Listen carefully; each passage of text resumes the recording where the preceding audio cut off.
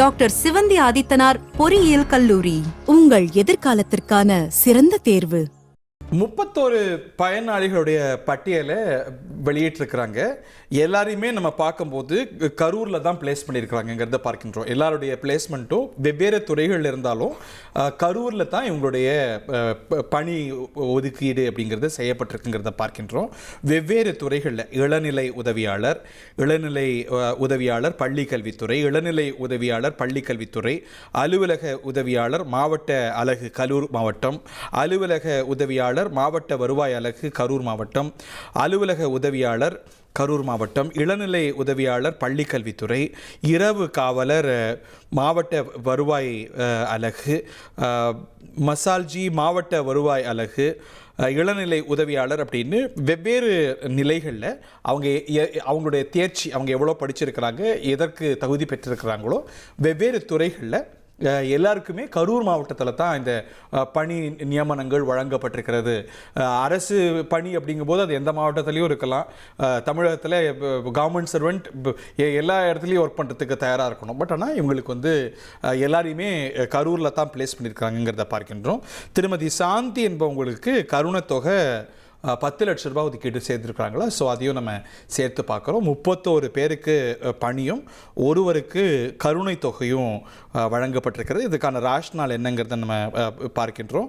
இதை கரூர் மாவட்ட ஆட்சியர் அலுவலகத்தில் ஆய்வு கூட்ட அரங்கம் 2ஆம் தளத்தில் முதலமைச்சர் இந்த பணி நியமனங்கள்லாம் வழங்கி அவங்களோட இன்ட்ராக்ட் பண்ணி வர்றார் அப்படிங்கிறதையும் நம்ம அறிகின்றோம். இல்லை, இது ஒரு கம்பேஷனேட்டான, அஃப்கோர்ஸ் கம்பேஷனேட் கிரவுண்ட்ஸை தான் அப்பாயிண்ட் பண்ணியிருக்காங்க. பட் அவங்களுக்கு அதே மாவட்டத்தில் வேலை வாய்ப்பு கொடுக்கறது ஒரு கம்பேஷனேட்டான ஒரு டிசிஷனாக தான் இருக்குது. பட் ஒரு அரசு ஊழியர், அரசு கவர்மெண்ட் சர்வெண்ட்டை பொறுத்த வரைக்கும் they can be transferred any time அப்படின்னாலும் கூட இவங்க ஒரு கம்பேஷன் கிரவுண்டில் வந்திருக்கிறாங்க.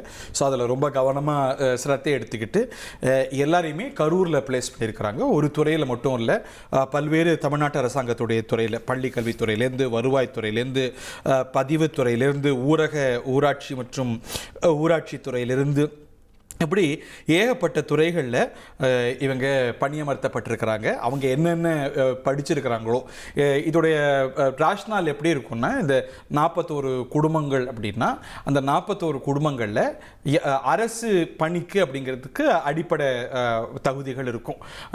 அதுக்கு யார் அதுக்கு தகுதி பெற்றிருக்கிறாங்க, எந்த நிலையில் அவங்க அமர்த்தலாம் அப்படின்னு ஒரு டெலிகேட் ப்ராசஸ்க்குள்ளே இது ஒரு ஸ்ட்ராங் ஹோம்ஒர்க் போயிருக்கும்.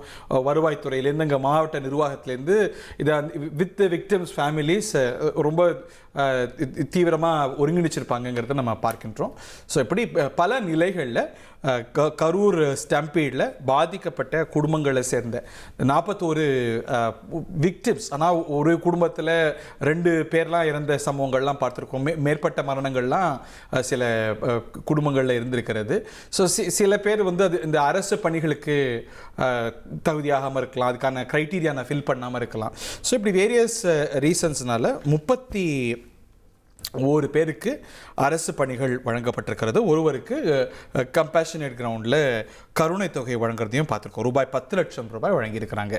மணிகண்டன் நம்ம செய்தியாளர், இது பற்றிய மேலும் விவரங்கள். மணி, வணக்கம்.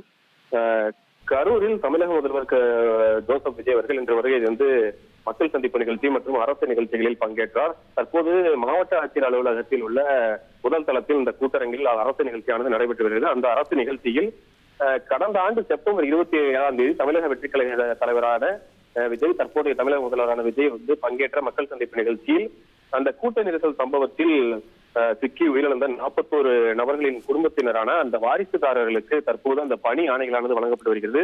குறிப்பாக 36 பேருக்கான பணி ஆணைகளுக்கான வேலைகள் செய்யப்பட்டு வந்த நிலையில் தற்போது இந்த 32 பேருக்கான வாய்ப்புகள் வழங்கப்பட்டு அதில் 31 நபர்களுக்கு அரசு பணி நியமனங்களுக்கான இதில் அந்த 4 பேருக்கான வாய்ப்புகள் அந்த குடும்பத்தில் 2 அது மாதிரி அவர்களுக்குள் இருந்த சிக்கல் காரணமாக அந்த தற்போதைய பேச்சுவார்த்தைகள் நடைபெற்று வருகிறது. அவர்களுக்கும் வேலை வாய்ப்பு வழங்குவதற்கான நடவடிக்கைகளும் எடுக்கப்பட்டு வருகிறது. அவர்கள் வைக்கக்கூடிய கோரிக்கையின் அடிப்படையில் அவர்களுக்கான பணி நியமனங்களும் வழங்குவதற்கான பேச்சுவார்த்தையும் இருந்து வருகிறது. தற்போது இந்த 31 பேருக்கு பணி நியமன ஆணையம், மேலும் ஒரு குடும்பத்தை சேர்ந்த வாரிசுதாரருக்கு கருணை தொகை ரூபாய் 10 லட்சமும் தற்போது தமிழக முதல்வர் வழங்கி வருகிறார். இதில் வருவாய்த்துறை, பள்ளிக்கல்வித்துறை, ஊரக வளர்ச்சித்துறை உட்பட பல்வேறு துறைகளின் கீழ் இளநிலை உதவியாளர், அலுவலக உதவியாளர், இரவு காவலர், மசாஜி உள்ளிட்ட பல்வேறு பணி நியமனங்களுக்கான ஆணைகளை தற்போது முதல்வர் வழங்கி வருகிறார். இந்த நிகழ்ச்சியில் அமைச்சர்கள் ஆதவ் அர்ஜுனா, கீர்த்தனா உள்ளிட்ட அமைச்சர்களும் மாவட்ட ஆட்சியர் முத்துக்குமரன் உள்ளிட்ட அதிகாரிகளும் தற்போது பங்கேற்றுள்ளனர். ஓகே, கரூர் மாவட்ட ஆட்சியர் அலுவலகத்தில் தான் இந்த பணி நியமன ஆணைகள் வழங்கப்பட்டு வருகின்றன. 31 பேருக்கு பல துறைகளில் அவங்க எதற்கு தகுதி பெற்றிருக்கிறாங்களோ அந்த நிலைகளில் பணிகளும், அதே போல் ஒருவருக்கு கருணை தொகை 10 லட்சம். அது என்ன காரணம், ஒருவருக்கு மட்டும் இந்த கருணை தொகைங்கிறதுக்கான ரேஷனலா என்ன சொல்றாங்க மணிகண்டன்? முதல்ல இந்த கருணை தொகை தான் லிஸ்ட் பண்றாங்க இந்த பிரஸ் ரிலீஸ் பார்க்கும்போது. அவங்க அதாவது என்ன அப்படின்னா, பாதிக்கப்பட்ட குடும்பத்தை சேர்ந்தவர்கள் வைக்கக்கூடிய கோரிக்கையின் அடிப்படையிலேயே இந்த உதவிகள் செய்யப்பட்டு வருகிறது. அதில் வேலை வாய்ப்பு விரும்பியவர்களுக்கு வேலை வாய்ப்பும், கருணை தொகை விரும்பி ஏற்றவர்களுக்கு கருணை தொகையானது வழங்கப்பட்டுள்ளது. நன்றி Manikandan, thank you very much. Doctor Sivanthi Aditanar பொறியியல் கல்லூரி, உங்கள் எதிர்காலத்திற்கான சிறந்த தேர்வு.